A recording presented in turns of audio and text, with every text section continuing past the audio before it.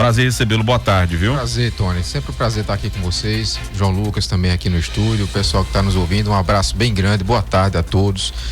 A Neuropele tem tido essa mentalidade de trazer para as pessoas mais contato, né, com a gente, através de outras vertentes que não apenas a consulta ou os procedimentos médicos que fazemos lá. Então, eu fico muito feliz de estar aqui mais uma vez, convidando todos a participarem conosco na próxima semana, né, de segunda a sexta-feira. Todos os dias nós vamos desenvolver algumas palestras na recepção da clínica e você é nosso convidado, está lá conosco, né? Vai ter um coffee break, então fazer um lanchinho com a gente, tirar dúvidas sobre o tema de epilepsia. E para quem não puder estar lá presencialmente conosco, podem acompanhar também nas nossas redes sociais, lá no Instagram, a gente vai também transmitir ao vivo, e para a gente poder fazer esse movimento de interação e de levantar realmente a bandeira de uma doença que muitas vezes é esquecida ou colocada para debaixo do tapete, mas que a gente sabe que é tão relevante, né? E que é uma das principais causas de acompanhamento e de consulta no consultório do neurologista. Apesar de ser um tema muito pouco debatido por conta dos tabus que envolvem, né? Preconceitos, né? Muitas vezes por falta de informação, é através justamente da boa informação que a gente está tentando quebrar um pouco dessas barreiras e falar abertamente sobre isso, porque são 50 milhões de pessoas no mundo. Muita coisa, viu? Não é pouca gente. E aqui no Brasil 3 milhões. Então são muitas pessoas que muitas vezes sofrem caladas, às vezes até a gente convive com alguém que tem o diagnóstico e muitas vezes a gente não sabe por conta desse medo, né? De como é que a pessoa vai reagir, será que as pessoas vão ficar olhando para mim de uma forma diferente? Então quebrar todos esses mitos para que a gente possa, né, integrar essas pessoas a uma vida cotidiana, né? De trabalho, de escola, de emprego, de tudo na vida. De uma forma mais normal possível. Sim, é verdade.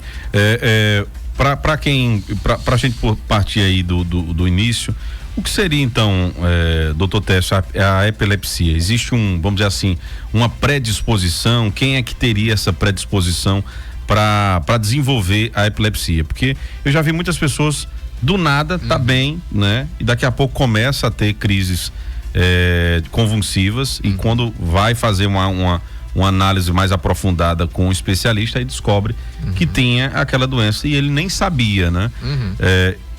Existe um fator, vamos dizer assim, que desencadeia a epilepsia? Com toda certeza, e muitos deles já muito conhecidos, né? Uma das principais causas, a gente tem o que a gente chama de distribuição bimodal da curva de distribuição da epilepsia ao longo da vida. Então, o que é que significa isso? Que é mais comum a pessoa começar a desenvolver epilepsia na infância e na vida idosa, ou seja, nos extremos de idade. Iniciar aí, embora qualquer idade possa começar, a pessoa pode ser diagnosticada em qualquer momento, mas é mais comum iniciar na infância ou na terceira idade. Na infância é mais comum por questões genéticas ou doenças genéticas, e aproveitando a oportunidade também para falar sobre hoje, que é o Dia Mundial de Conscientização da Síndrome de Down, né? Então 21 de março é o dia de conscientização da Síndrome de Down também, a gente está aqui também levantando essa bandeira, e existe uma correlação muito grande de Síndrome de Down, por exemplo, que é um transtorno genético, com epilepsia. Então, nessa população as pessoas têm mais epilepsia. E na terceira idade, né, na vida idosa, as pessoas geralmente desenvolvem epilepsia por lesões que o cérebro teve durante a vida.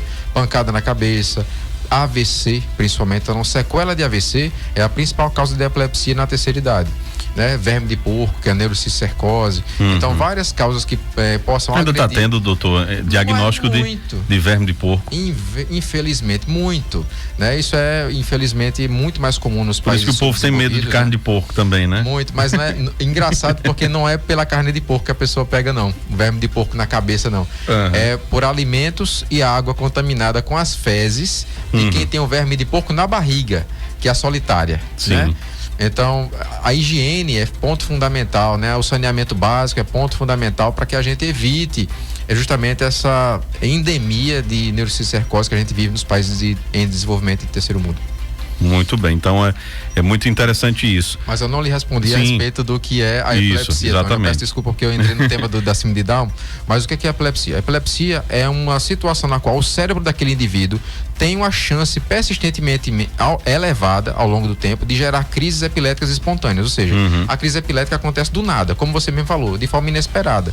Então ela acontece de forma espontânea. Quando a pessoa tem, por exemplo, uma pancada na cabeça, ou uma meningite, ou alguma coisa que está irritando o cérebro naquele momento, pessoa desenvolve uma crise epilética por conta disso naquela hora, isso não é epilepsia.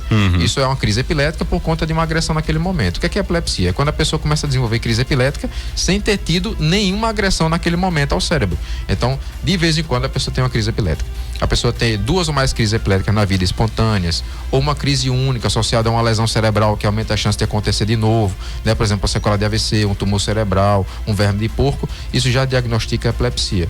Então são as pessoas que têm essa tendência ao longo do tempo de gerar crises epiléticas espontâneas e, graças a Deus, a gente tem muito recurso de tratamento que consiga controlar. Hoje a neurologia dispõe de um vamos dizer assim, de tratamentos eficazes e que era o que até eu falava com a Joyce, né? E ela falava sobre isso. Olha, é importante que eles atentem às palestras, né? Às informações, porque quem desenvolve a epilepsia tem condições de ter uma vida social, né? Tranquila, desde que faça realmente um acompanhamento e um tratamento eficaz com um profissional, né? É verdade. Apesar de a gente ter o que a gente chama de casos de epilepsia de difícil controle, ou seja, são aquelas epilepsias que mesmo com os medicamentos a gente não consegue controlar, esses casos eles são a minoria, são raros, né? Frente à quantidade de epilepsias que a gente tem no mundo.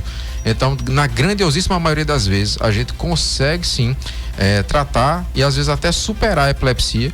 E quando a gente diz superar a epilepsia, significa você não ter mais crises epiléticas e não estar utilizando mais nenhum medicamento, né? Então, quando você faz um acompanhamento certinho, que você faz aquele tratamento proposto da maneira correta, existe sim uma chance de você superar a epilepsia. A gente evita usar o termo curar, mas na prática é uma cura da epilepsia. Então, sim, quem tem epilepsia, existe uma chance, inclusive, de se curar dela. Mas como o Dr. Tess falou, é uma doença que, infelizmente, está rodeada de muitos preconceitos, né? Por exemplo, a pessoa que tem, eu já vi uma pessoa aqui em Serra Talhada, numa Exposerra, ele estava trabalhando e, de repente, a pessoa estava ali andando e teve a crise, caiu, ficou ali. E muitas vezes as pessoas não sabem, mas tem uma dica aí, doutor Tess, inclusive, né, na nossa grade aí, dizendo como é que tem que proceder. Evitar, né, que a pessoa se debate muito, né, e pode ter algumas lesões na cabeça por conta disso. Mas essa pessoa que está sofrendo, aquela crise, ela passa, né? E quando ele torna, né, volta, fica a vergonha, né, de ter acontecido isso no meio do povo. Então, acho que isso também a doença, enfim, ela está rodeada também desses elementos de vamos dizer assim, de um pouco de discriminação e de vergonha também da pessoa que está sofrendo com ela, né? Com toda certeza. E a gente tem na história, inclusive, vários personagens que tiveram epilepsia, inclusive, infelizmente, antes do advento do tratamento medicamentoso, né? Então, por exemplo, o eminente Machado de Assis, por exemplo, né? Ele tinha... Grande escritor, né? Acho que o maior escritor de todos os tempos da literatura brasileira, né? Então ele se sentia muito envergonhado por isso e não tinha tratamento na época, então acontecia, né? Ele era uma pessoa que transitava, né? Era amigo da Princesa Isabel, era amigo do Dom Pedro II, transitava na alta sociedade e isso envergonhava muito ele, infelizmente, né? E aí, com o passar do tempo, a gente começou a desenvolver algumas opções terapêuticas e hoje a gente realmente, a chance de desenvolver, de ter uma epilepsia muito bem controlada é muito grande, né? Mas o estigma ficou. Sim. Muitas vezes a gente tem aquela lembrança histórica das pessoas que sofriam epilepsia na Idade Média, muitas vezes eram tidas como pessoas que eram possuídas. É uma doença antiga já. Desde que gente é gente, né? Inclusive animais têm epilepsia, né? Tá, então tem petzinhos, né? De pessoas que a gente conhece que tem epilepsia que trata. E o doutor já ia falando muito confundida no passado como possessão demoníaca, né? Possessões demoníacas. Então, quantos não foram aí crucificados, aliás, queimados na fogueira, né? Como perseguição de alguém que estava sendo possuído, e na verdade não é. Até hoje existe uma confusão muito grande de diagnóstico, porque existem tipos de epilepsia que não se manifestam como essa crise que a pessoa cai, fica batendo, babando. Então existem crises de várias maneiras diferentes. Depende de onde acontece essa crise no cérebro. Então, se a pessoa apresenta crise, por exemplo, na área do cérebro relacionada à memória, a pessoa pode ter o que a gente chama de déjà vu, né? Aquela sensação de que já esteve naquele lugar, que já viveu aquela cena, mesmo sem ter vivido. A pessoa pode apresentar formigamento no corpo, alucinações auditivas, pode ficar escutando vozes naquele momento, pode ter alucinação visual vendo objetos na vista. Pode existir algum tipo de paralisação, paralisar por alguns segundos? Sim. Você conversar com a pessoa e a pessoa não te responde. As crises de ausência são muito comuns. É uma das um dos tipos de crise mais comuns de uma epilepsia generalizada. Então, existem epilepsias focais e as generalizadas. A crise de ausência, que é essa que a pessoa fica paralisada, você fala com ela, ela não responde, ela não cai, ela fica em pé. Para de onde ela estava falando, ela para e depois ela volta a falar exatamente de onde ela parou e não tem a percepção de que teve a crise. A pessoa que está com ela que vai dizer, ó, tu tive essa crise, né? Mas muitas vezes esses pacientes que têm essas crises diferentes de alucinação auditiva, visual, vão parar, sabe onde? É no psiquiatra. E muitas vezes são acompanhados por um transtorno psicótico, achando que está tendo, sei lá, esquizofrenia, algum outro problema psicótico, tomando medicamentos que inclusive podem piorar a epilepsia, né? Como por exemplo os antipsicóticos, e em determinado momento, quando você tenta tratar e a coisa só vai piorando, às vezes chega no consultório do neurologista e o diagnóstico tardio é feito de uma crise epilética, né? Mas de outro ponto também é muito interessante ver e salientar que nossos colegas psiquiatras têm tido cada vez mais atenção a esse diagnóstico diferencial. Em chegar e dizer, olha, analisando... Será que não é um tipo de epilepsia, né? Então, quase todos os dias a gente faz eletroencefalograma lá com a solicitação de colegas psiquiatras para investigação, que se esses sintomas emocionais, mentais que a pessoa pode apresentar não são, na verdade, no campo de uma crise epilética. Porque acontece, o grande diferencial é que esses sintomas acontecem e desaparecem de repente.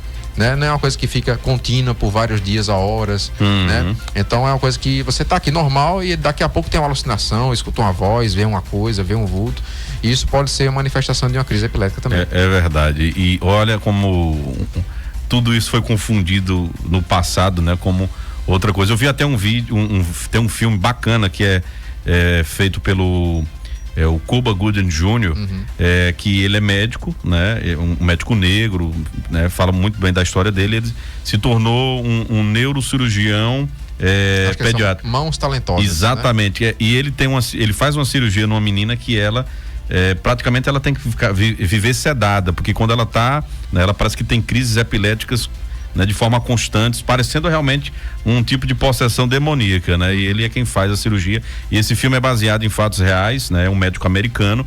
Que inclusive foi diagnosticado na infância com retardo mental ou alguma coisa assim. Isso, exatamente. Depois... É bem interessante o filme. Eu até recomendo, viu, gente? Tem ele aí bem disponível no YouTube e tudo mais. Eu não canso de assistir aquele filme. É brilhante o filme. Vale a pena. Vamos aqui para as perguntas, né? Tem algumas pessoas fazendo perguntas, dizendo: Tony, pergunta para o Dr. Tess quais são os riscos para uma gestante que tem epilepsia engravidar, tanto para a gestante como para o bebê. Acho que é que ela quer saber se passa para o bebê. Olha, isso é um tema muito debatido e é interessantíssimo de a gente poder orientar isso aqui também. O que é que acontece? Na gestação, muitas vezes as pessoas ficam com algumas dúvidas, né? Eita, será que eu tenho que parar de tomar o remédio? Será que eu tenho que trocar o remédio? O que é que acontece? Muitas vezes a gente, para engravidar, existem medicamentos que a pessoa, vamos dizer, a mulher tem epilepsia, tá na idade fértil e ela engravida. Ela está usando o medicamento de forma regular, está controlando a epilepsia dela, a gente não vai mudar o remédio. Então a conduta não é mudar o medicamento durante a gravidez. Mas a gente tem que monitorar, porque na gravidez, por conta do acúmulo de líquido que acontece, ganho de peso, essa quantidade de medicamento, essa dose de medicamento que você utiliza durante o dia pode ser insuficiente em um determinado momento, sobretudo a partir da segunda metade da gestação. E aí a gente tem que monitorar como é que está o nível desse medicamento no sangue ao longo da gestação, para poder ajustar se houver necessidade. E outra coisa é que alguns medicamentos eles tendem a trazer mais risco de malformação para o bebê do que outros. Então, nesse sentido, a gente procura utilizar ou trocar a medicação da mulher que deseja engravidar, mas antes de engravidar, né? Depois de engravidar, a gente evita fazer essas trocas, porque em momento de troca de medicamento pode acontecer mais chance de gerar crise epilética, né? Então a gente não sugere que a gente faça essa troca dessa medicação durante a gravidez, a não ser que exija uma extrema necessidade. Então, havendo intenção de engravidar, comunica ao teu neurologista, ao teu obstetra, ao seu ginecologista, para poder programar e preparar você para que tenha uma gravidez tranquila, né, sem risco de crise epilética e da forma mais saudável possível para você e para o bebê. Olha, muita gente, é um assunto que dá, inclusive vou depois chamar o Dr. Tess para a gente só falar desse danado do bicho de porco, né? Do bichinho. Tem um ouvinte dizendo, é verdade que o problema surge através de carne de porco mal passada, mas o doutor já estava explicando aí. Isso. Né? A questão não é do porco em si, né? Mas acontece assim, se você comer a carne de porco mal passada e tiver aquela pipoquinha, você vai desenvolver aquele verme de porco na barriga. E quem tem um verme de porco na barriga, que defeca, né? Vai ali no mato e aquele cocô que está contaminado com o verme cai no rio ou na lavoura, e você pega alguma fruta, alguma coisa que está ali na lavoura e vai comer sem lavar as mãos, sem lavar a fruta, a pessoa pode desenvolver verme de porco na cabeça. Então não é por comer a carne de porco, é alimento e água contaminada com que tem o verme de porco na barriga. Exatamente, então tem que ter muito cuidado. Tem um áudio aqui que eu vou colocar aqui pro doutor Técio ouvir. Vamos lá? Boa tarde, Tony. Boa tarde, doutor Técio. Tony, eu não podia deixar de passar aqui para dizer a você que fico muito feliz e adoro quando você chama o doutor Técio para o programa. Entre tantos profissionais maravilhosos que você traz, eu fico muito feliz de ouvir as explicações de doutor Técio. Gosto muito dele, viu? Do trabalho dele, das explicações que ele dá. Uma boa tarde para vocês. Muito bem. Essa é a nossa amiga lá de Bom Nome, Cida Silva. Opa, Cida, muito obrigado. Pessoa maravilhosa, muito obrigado pela sua mensagem, Cida. A gente está à disposição aqui sempre, né? No programa Sertão Notícias. Muito bem. Então, tem outro ouvinte dizendo, Tony, pergunta para o doutor Técio, eu tomo remédio controlado para dormir, né? Clonazepam de 0,5. Eu posso continuar ou não? Eu acho que é aquela história. vê só, é aquela história assim, de medicamento que você toma por muito tempo, né? Fica um vício, né? Acaba se ficando viciado em medicamento. Se for só para dormir, a gente tenta sempre trazer para o paciente outras opções que sejam menos nocivas, digamos, a longo prazo, né? Então, a gente, dentro da oportunidade, a gente tenta realmente sempre mudar. Mas o clonazepam, ele pode ter outras indicações, inclusive para epilepsia. Então, tem pessoas que utilizam clonazepam para outras doenças, como transtorno comportamental do sono REM, para alguns tipos de epilepsia. Então, dependendo do contexto, a gente não pode parar o medicamento de forma abrupta, não. Ó, tem uma pergunta aqui bem interessante, olha, Tony e doutor Técio, né? Doutor, a epilepsia tem alguma relação com a esclerose lateral amiotrófica? Já sabem a causa dela, né? Nenhum prognóstico de cura ainda, porque o Stephen Hawking, né? Que um grande astrofísico, né? Isso. Viveu 56 anos com essa doença que chama ELA, né? ELA. É a sigla.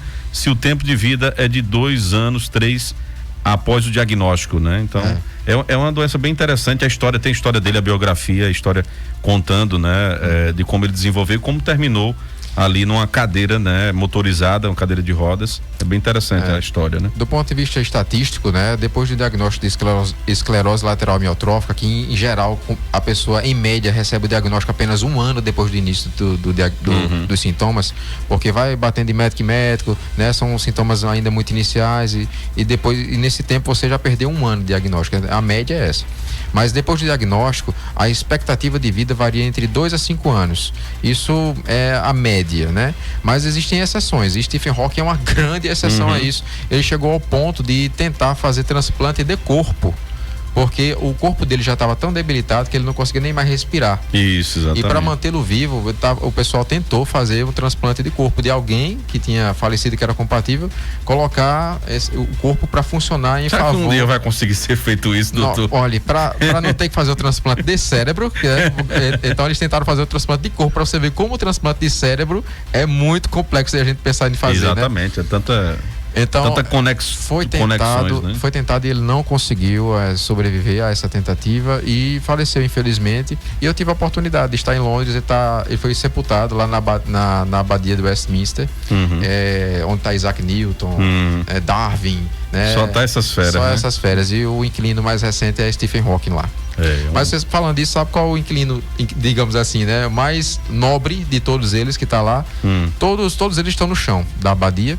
E você pode caminhar por cima do túmulo deles. Mas tem um apenas que você não pode pisar em cima dele por ser o mais nobre de todos, que é o soldado sem nome da Primeira Guerra Mundial. Então ninguém tá todo selado assim, tem um limite que você pode ir, tem flores, ninguém pode pisar. Muito bem, que bacana. Enfim, deixa eu ver se tem mais alguma outra pergunta, né, aqui para o doutor Técio, mas para fortalecer mais ainda, né? A gente já está aqui no finalzinho, para fortalecer mais ainda a mensagem, gente. Epilepsia. Vai ter esse evento, esse mês é voltado para as discussões sobre isso também, né? O Maço Roxo. E a partir do dia 24, segunda-feira. Segunda a sexta. Vai ter uma sequência de palestras. Isso. Né? Vai ter um café da manhã na segunda-feira lá. Todos os dias. Isso. A gente vai ter um coffee break lá todos os dias na próxima semana, na clínica, na Neuropele. Então você é nosso convidado para participar desse momento e a gente realmente discutir, tirar as dúvidas e falar um pouco sobre um tema que muitas vezes é negligenciado aí pela nossa sociedade.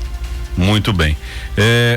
Deixa eu ver se tem mais alguma outra pergunta, só pra gente fechar aqui, né? Porque quando o doutor Técio vem, enche de perguntas aqui, viu? Tem muita gente parabenizando, né? O doutor Técio, Rita Xavier. Teve outro ouvinte aqui dizendo, olha, o doutor Técio e a doutora Samara é um casal maravilhoso, um excelente médico, né? Tá aqui também participando. Pediram até, quem fez tomografia, o resultado deu cisticercose, o COSE, né? Isso. Curada. Pode desenvolver depois? Eu não sei o que é isso aí. Mas... desenvolver depois epilepsia, com toda certeza, é muito comum, é o verme de porco. Esse aí, né? Esse é o verme de porco. Quando a gente vê que está calcificada, tá uma bolinha branca lá, o verme não está mais vivo. Mas essa cicatriz, ela aumenta a chance de epilepsia com o tempo. Olha então aí, pode desenvolver. Mas ter verme de porco só por conta disso aí, não. A pessoa teria que se reinfectar. Então teria que alimentar-se ou beber água contaminada para poder pegar novamente. Muito bem. Doutor Técio, meu querido, muito obrigado por ter vindo, né? Obrigado mais uma vez por essa parceria de sucesso com o nosso programa. Já sabe aqui que o espaço está disponível para a gente trazer as ações importantes, né? Eu falava com a Joyce na outra oportunidade que ela veio aqui, de como vocês pensam sempre em ações, né? Ações voltadas aí para as mulheres, ações voltadas para vários momentos. Inclusive ela até me disse que logo vocês estão fazendo novamente o evento de Botox, né? Isso. Um Botox Day novamente. Inclusive tem muita gente interessada porque tem sido vamos dizer assim, um tratamento muito eficaz para quem tem dor de cabeça crônica, né? Enxaqueca. Então é muito importante. Então vocês estão sempre pensando em atividades e dar essa oportunidade de levar o conhecimento à população sobre isso, né? Perfeito, é a nossa missão na Neuropele e a gente foi além esse ano eu completo 10 anos de formado em neurologia, Tony. E a gente começou a desenvolver um projeto em uma comunidade que eu estou mentorando, né? Sobre saúde mental. Então a gente é uma coisa tão gratificante para mim, né? Tá acompanhando essas pessoas. Toda semana a gente tem um encontro online e a gente faz um encontro mensal, presencial, para que a gente possa colocar em prática tudo aquilo que a gente aprendeu e tem sido uma experiência maravilhosa. Acompanhar de perto, de longo prazo, né? Essas pessoas tem sido uma experiência ímpar, maravilhosa. Coisa boa. Doutor Técio, um forte abraço, meu querido. Muito obrigado por ter vindo e disponha sempre aqui do nosso programa, viu? Obrigado, Tony. Boa tarde, abraço. Gente.